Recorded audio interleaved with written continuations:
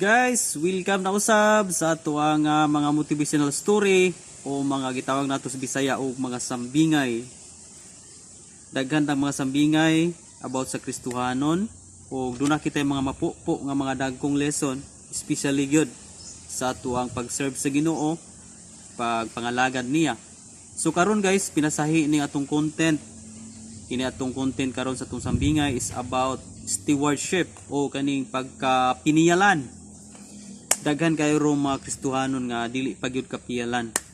Gani atong tukion niining mao nga sambingay kung unsa ang samputanan sa tawo nga kapiyalan o sa tawo nga dili kapiyalan. Okay? So para mas masabtan nato, inani ang senaryo sa atong sambingay. Adunay usa ka manager sa maong company nga mag-select sila og bag-o na usab nga manager tungod kay duha na ka company ang ilang dalon. So giingnan siya sa amo ang maong manager nga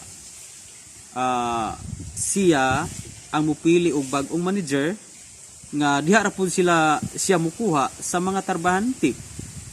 Kung kinsa ang kasaligan, matud pa sa amo, pilia kung kinsa ang kasaligan munay himuang manager nga mohandle ining mao nga company kay ikaw adto ti kay assign sa usang company.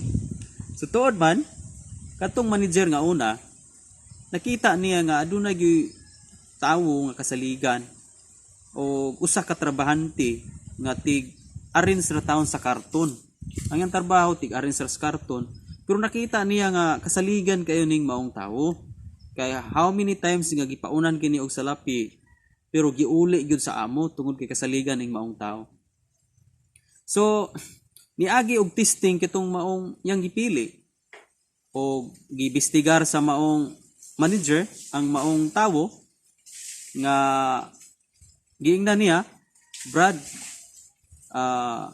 magsilik man og bag-o nga manager ang atong amo para mo handle ini nga company kay ako manager man ko pero adto ko i-assign sa usang company. So ako mo'y gitahasan sa akong amo nga mo pili og bag-ong manager.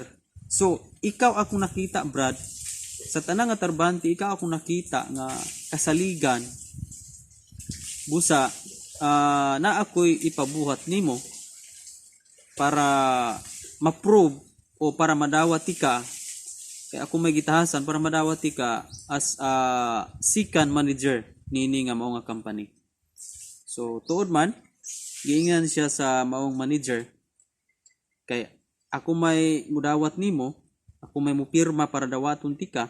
So na ako'y kasabutan nga papirmahan nimo ug mauni akong papirmahan nimo. Ang sulod sa maong kasabutan mauni nga willing ka ba nga mudawat sa maong position as a manager, and then upirma ka ba nga kung pilay abot ini nga company dili nimo itug-an sa tinuod ang abot niini ngadto sa tong amo, kun dili imo kining ihatag kanako ang maong commission.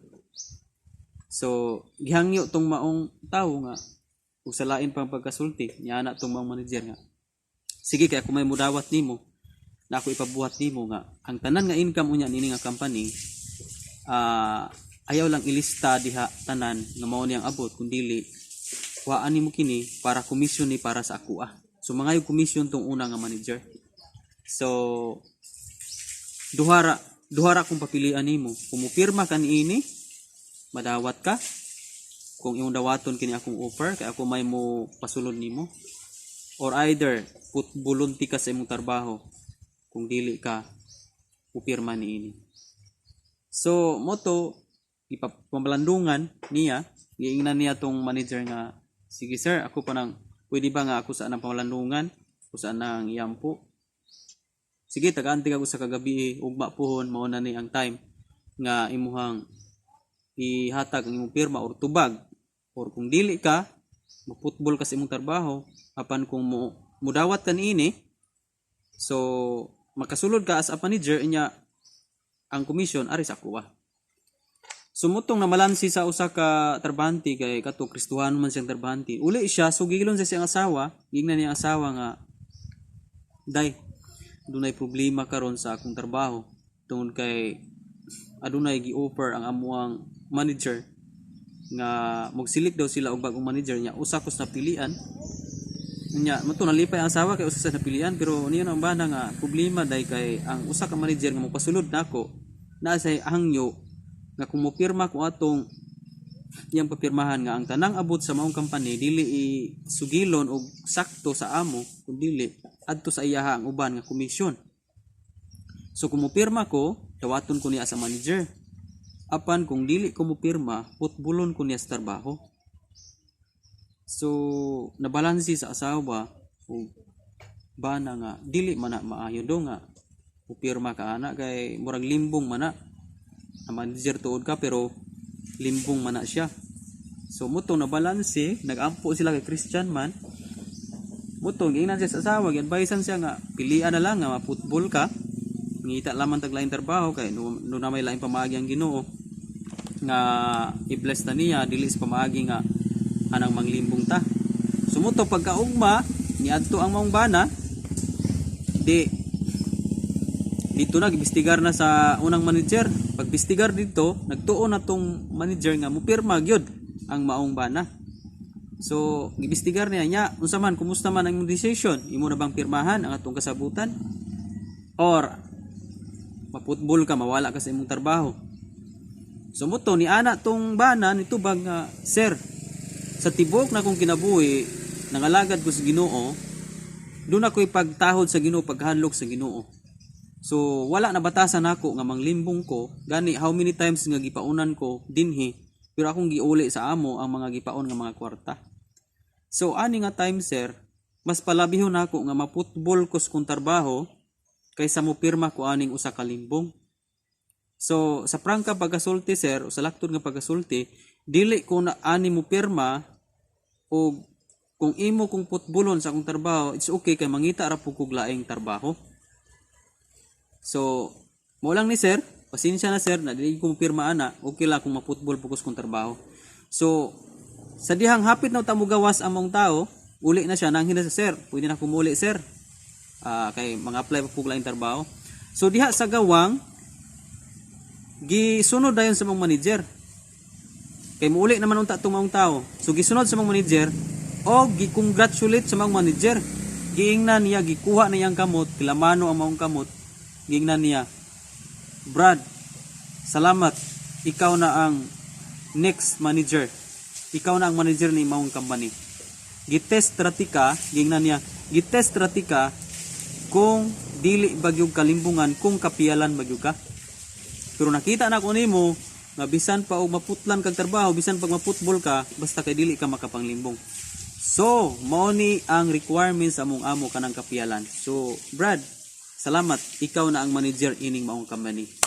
Dili to tinuod nga mga commission kun dili testing ra to kung kapiyalan magyud ka. So dinhi ra ta mo kutob sa tong sambingay guys. Nindot day kayo ang tawo nga kapiyalan. Labi na gyud kining tawo nga paunan gani ta sa atong amo unya kapiyalan ta. I-level up gyud ka, i-promote gyud ka. Dunay mga amo karon guys, karon mga panahon na nga mo-testing sila sa ilang mga trabahante kung kapiyalan ba. Kay kung makita nilang kapiyalan, usbawan nila ang ilang sweldo. Panalanginan sila og mas i-promote sila. Pero kaning tawo nga paunan gani sa atong amo unya mutukob tas paon mo ni hinungdan nga daghan nino ma-out sa trabaho ma-football, mawad-an ng trabaho kay dili kapiyalan. Okay? Matud pa ni Jesus, tunatay bersikulo ani in Luke chapter 16 verse 10. Kinsa katong kasaligan sa gagmayng butang, kasaligan usab sa dagko, ug kinsa katong limbungan sa gagmayng mga butang, limbungan usab sa dagko. Dinhi mo magita guys nga sama sa kasambingay nga gikan ra siya tigbahig sa karton. Simple ra kayong trabaho, gamay kay sweldo tigbahig ra sa karton. Pero niabot siya pagka-manager. Usas mga rason nganong na-manager siya, tungod kay kapiyalan siya, kasaligan siya. Balang ma-football siya, dili gyud sa pirma sa limbong. Okay? Matud pas Biblia, ang kasaligan sa gamayng butang saligan usab sa dagko. Pero kung nahitabo tong maong tawo nga wato siya kasaligi ug nipirma to siya, adunay posibilidad nga ma-out pa to siya kung nipirma pa to siya. Okay? So ang lesson ani dakong lesson sa itong kinabuhi nga kung kapiyalan di ta sa mga gasa ug bahandi o mga panalangin nga gihatag sa Ginoo sa tuwa, then God will bless us double multiplication. Okay? Masinati nato ang promotion, level up sa atong kinabuhing Kristohanon kung kapiyalan ta. Sa diya bitong si Joseph nahimo siyang kapiyalan. Sa unsang bahay nahimo siyang kapiyalan. Sa diyang dito siya sa Egypt, baligya siya, wala diha ang amo ni Potiphar. Okay? Ang asawa ng Potiphar ang nabilin. But nakita nato nga sa life ni Joseph na kapiyalan siya sa maong balay. Although ang babae mo nangaghat niya nga makigdulog, pero midalagan si Joseph. In short, si Joseph kapiyalan gyud. Unsay nahitabo sa life ni Joseph sa diyang kapiyalan siya. Gisaligan siya sa Ginoo sa dagkong mga panalangin ug nahimo siyang second highest rank in Egypt. Di ba? So kung ang tao di ay kapiyalan gyud sa gamayng butang, piyalan gyud sa dagko. Usas mga basihan sa Ginoo. Tistingan tas mga gagmay mga butang. Kung kapiyalan ta, saligan ta niya sa dagko. Pero kung dili ta niya kapiyalan, kuhaon pa hinuon niya ang iyang gipiyal diya nato. Okay? So din hilang ta mukutob sa atong sambingay. Kung naa kay nakatunan sa atong sambingay, paki-comment lang sa ubos. And be sure guys nga naka-subscribe ka sa ato ang channel ug na click nimo ang notification bell para updated ka sa atong mga daghan kayong mga sambingay nga umaabot pa. And actually daghan ta mga sambingay diha. Paki-scroll up lang, pili lang sa atong mga sambingay about sa Kristohanon. Magamit kay kayo ni nato, especially kung ikaw ka usa ka leader sa church, usa ka magwali, tigtudlo sa pulong sa Ginoo, pwede po ni magamit nimo as a preaching illustration para mapasabot nato og dali kayong makatunan ang mga bersikulo o mga pulong ato ang matudlo sa mga tao. God bless guys. Kita-kita na punta sa ato ang next nga mga sambingay. Glory to God. Iya ang tanang dong himaya.